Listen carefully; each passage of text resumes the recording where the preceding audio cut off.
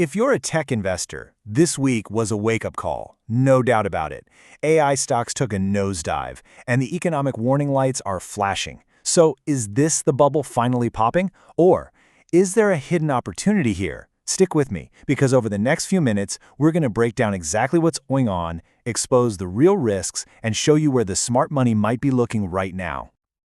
All right, let's dive right in. First up, let's look at the hard numbers that really define this shock to the system. The tech-heavy NASDAQ composite? Wow, it dropped a staggering 3% this week. That's its worst weekly performance since all the way back in April. I mean, that's a serious jolt for the market for sure. But here's the thing. This wasn't some kind of across-the-board market panic. Nope. This was a really targeted sell-off. The pain was laser-focused on the darlings of the market, AI and semiconductor stocks.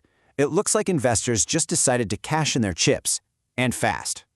And just to pile on the anxiety, U.S. consumer sentiment plummeted to 50.3. To put that in perspective, that's getting dangerously close to an all-time low. It's a huge signal that Main Street is feeling really worried about the economy. So the big question is, how is Wall Street actually reading this tech pullback? Is this a head for the hills moment? Or is this the dip everyone's been waiting to buy? Well, some of the big names, like Brad Gerstner over at Altimeter Capital, are actually saying, relax. He thinks it's healthy. His point is, look, tech stocks have had this massive 40% run-up since April. The market was basically just looking for an excuse to take a breather. So in his eyes, this isn't a disaster. It's just letting a little air out of the bubble. And you can really see the extent of the pain right here. I mean, look at these numbers. We're talking about heavy hitters like Oracle and AMD getting hammered, both down around 9%. And even Broadcom and Tesla couldn't escape the downdraft. But look, this tech sell-off isn't happening in a vacuum. It's playing out against a really troubling macroeconomic backdrop, and frankly, it's making Wall Street pretty nervous.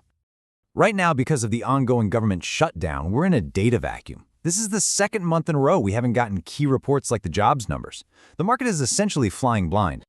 And the private data we do have, well, it's not pretty. Just look at this chart of consumer sentiment.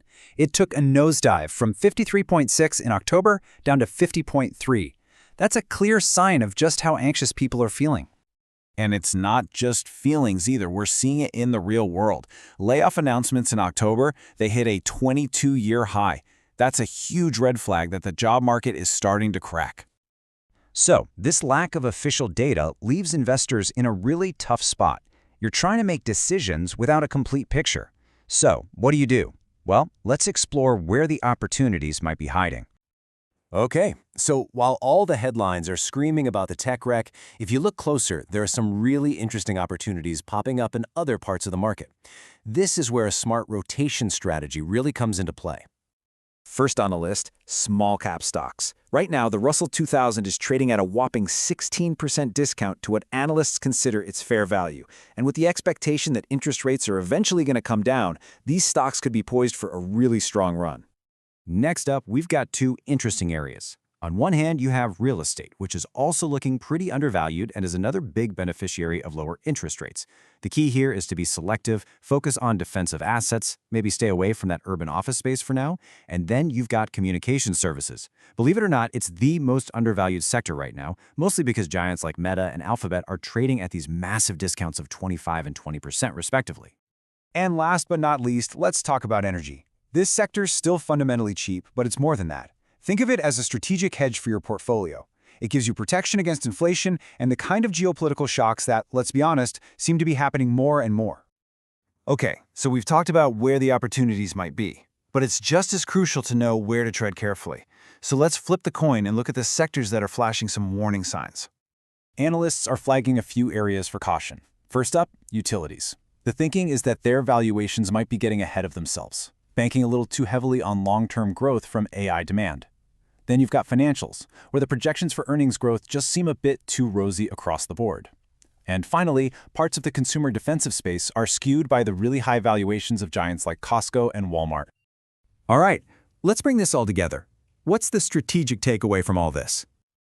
This table really paints the picture of the dual realities in the market right now. On one side, you have these big, flashing challenges, macro uncertainty, that data vacuum we talked about, and real risk in those high-flying tech names. But on the other side, you have these clear, actionable opportunities in discounted sectors, small caps, real estate, and even some of those undervalued mega caps. So, what's the bottom line? Navigating this market means you have to look beyond the scary headlines. It's about a disciplined rotation into value. And that really brings us to the final question you should be asking yourself. As this rotation gets underway, are you positioned for it?